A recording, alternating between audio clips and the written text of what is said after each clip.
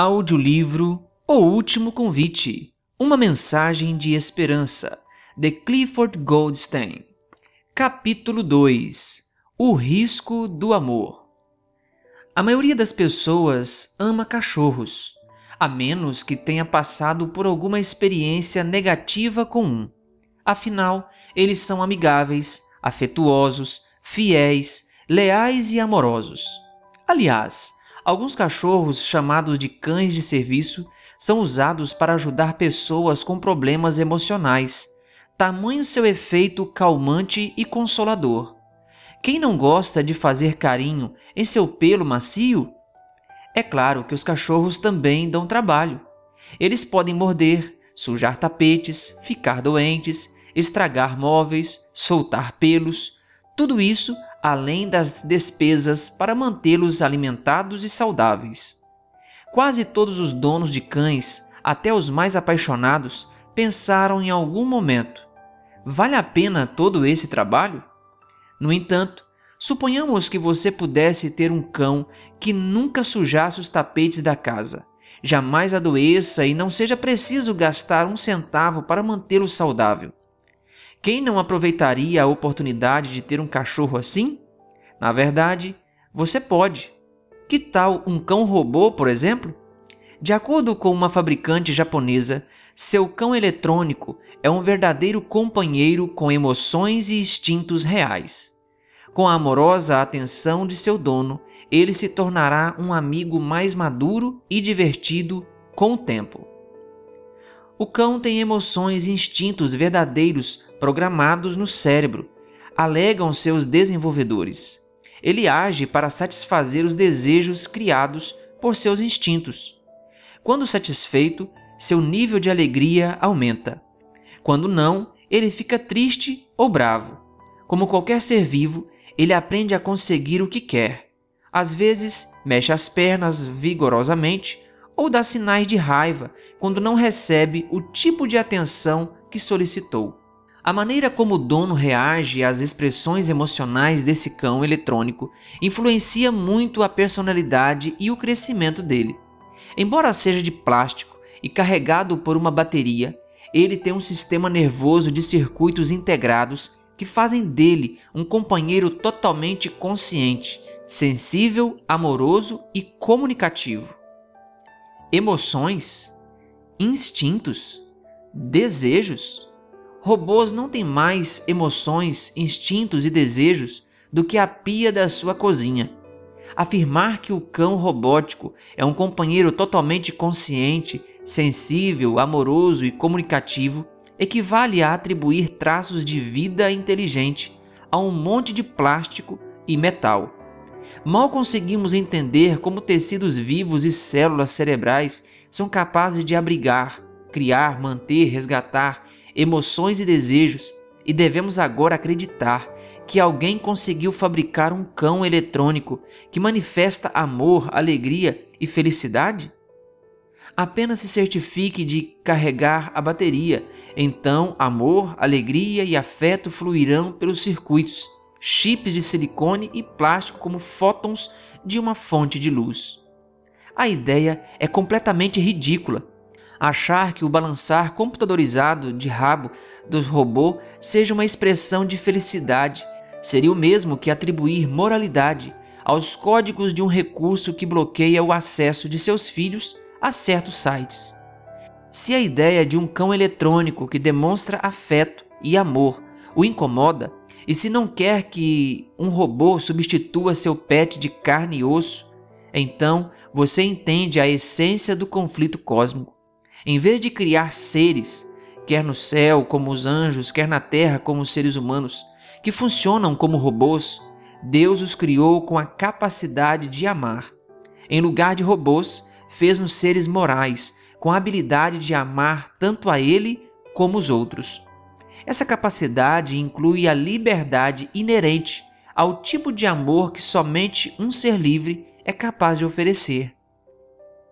Amor forçado não é amor. Uma vez que Deus queria seres capazes de amar, precisava criá-los livres, livres de verdade. Quando tudo começou? A liberdade verdadeira acarreta riscos. Por exemplo, a Bíblia conta sobre o abuso da liberdade por parte de um anjo chamado Lúcifer.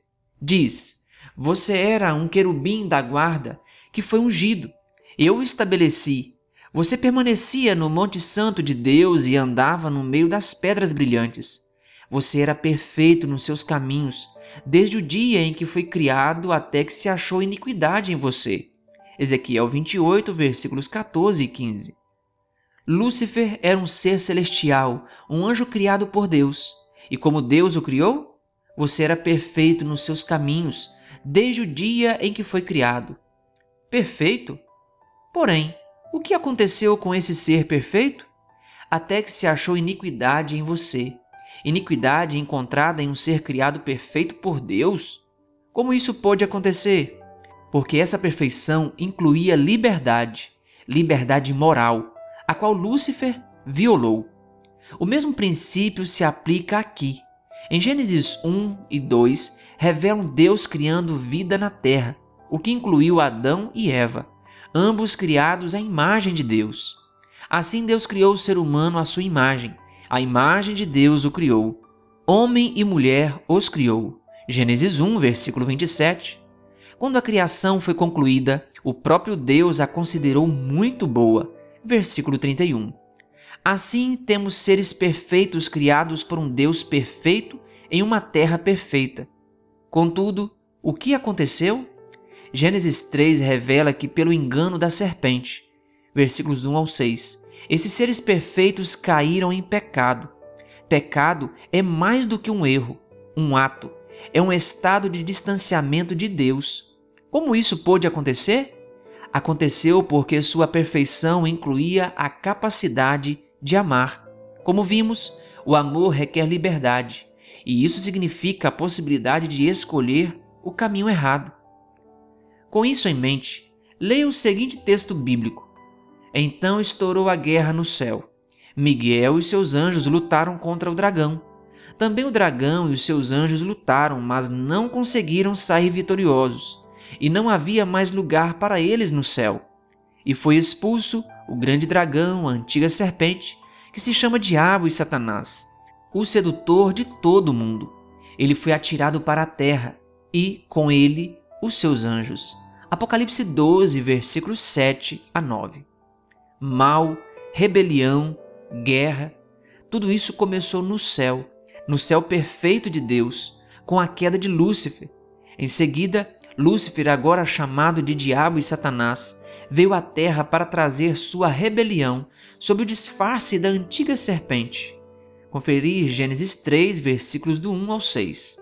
Em suma, embora o conflito cósmico tenha começado em outra parte do universo, ele se transferiu para a Terra. No entanto, Deus não poderia ter impedido tudo isso de acontecer desde o princípio? Ele poderia ter criado seres humanos sem a capacidade de amar. Poderia ter feito uma raça de robôs que, em tudo o que fizessem, não iriam nem poderiam amar. Mas Deus quis um relacionamento fundamentado no amor. E caso tivesse nos robotizado, isso não seria possível. Não poderíamos amá-lo da mesma forma que uma geladeira é incapaz de retribuir amor ao seu dono. Quem sabe ele pudesse ter eliminado Lúcifer no instante em que este começou sua rebelião. Mas essa opção também não funcionaria. Suponhamos que você seja um líder amável e cuidadoso para com o seu grupo. Então, por algum motivo totalmente injusto, uma pessoa começasse uma rebelião, acusando-o de ser maldoso, egoísta, arbitrário e ditatorial. Como reação, mesmo antes de um julgamento, antes de permitir que apresentem o caso em sua presença e diante dos outros, você enfileira os rebeldes e os fuzila. Desta forma, você terá acabado com a rebelião. Mas, e as acusações feitas contra você? Seus atos terão provado exatamente as queixas feitas contra a sua pessoa. Você de fato seria maldoso, egoísta, arbitrário e ditatorial. Se você fosse um líder maldoso que governasse pelo medo e por ameaças, simplesmente assustaria as pessoas e as levaria a obedecer por medo. No entanto, as Escrituras ensinam que o Senhor é um Deus de amor. Ele age pelo amor, não pelo medo. E nós conhecemos o amor e cremos neste amor que Deus tem por nós. Deus é amor, e aquele que permanece no amor permanece em Deus, e Deus permanece nele. 1 João 4, versículo 16. Quando perguntaram a Jesus qual o mandamento mais importante, ele respondeu: ame o Senhor, seu Deus, de todo o seu coração, de toda a sua alma, de todo o seu entendimento e com toda a sua força. Marcos 12, versículo 30. Deus pode nos ordenar a amá-lo, só não pode nos forçar. Para amá-lo, precisamos ser livres. Portanto, como um Deus de amor poderia resolver o grande conflito sem violar o princípio do amor? Imagine um líder acusado por rebeldes de ser maldoso, egoísta, arbitrário e ditatorial. Suponha que esse líder, ainda na posição de liderança, descesse ao nível de seu povo, vivesse em meio a seus súditos, sofresse em meio a eles e até sacrificasse a própria vida por eles, mostrando que as acusações que lhe foram lançadas eram o oposto de quem ele realmente era. Aliás, e se aqueles que fizeram as acusações contra ele fossem os mesmos que o mataram, provando que, na verdade, eles é que eram culpados daquilo que acusavam seu líder? Embora seja apenas uma analogia, de maneira bastante geral, isso foi o que aconteceu com Jesus de Nazaré, o Cristo, na cruz. Ali, o Deus encarnado respondeu às acusações de Satanás. Cristo assumiu a humanidade e, por meio dessa humanidade, revelou aos anjos e ao mundo quem Deus realmente é. Conquanto o conflito cósmico ainda esteja em andamento, a ruína de Satanás é certa. Por isso, alegrem-se aos céus, e vocês que neles habitam, ai da terra e do mar, pois o diabo desceu até vós, cheio de fúria, sabendo que pouco tempo lhe resta. Apocalipse 12, versículo 12. A revelação do caráter de Deus, o caráter abnegado e de renúncia que Deus demonstrou na cruz, é a base das 3 mensagens angélicas, mensagens de esperança, promessa e vida eterna, anunciadas a um mundo que anda rumo à dissolução. A promessa é feita para cada um de nós. Podemos então escolher tomar posse daquilo que tão graciosamente nos foi oferecido em Jesus. Para saber mais sobre o assunto deste capítulo, acesse adv.st/convite2. Se você ainda não é inscrito em nosso canal O Bom da Bíblia no YouTube, se inscreva e ative o sininho.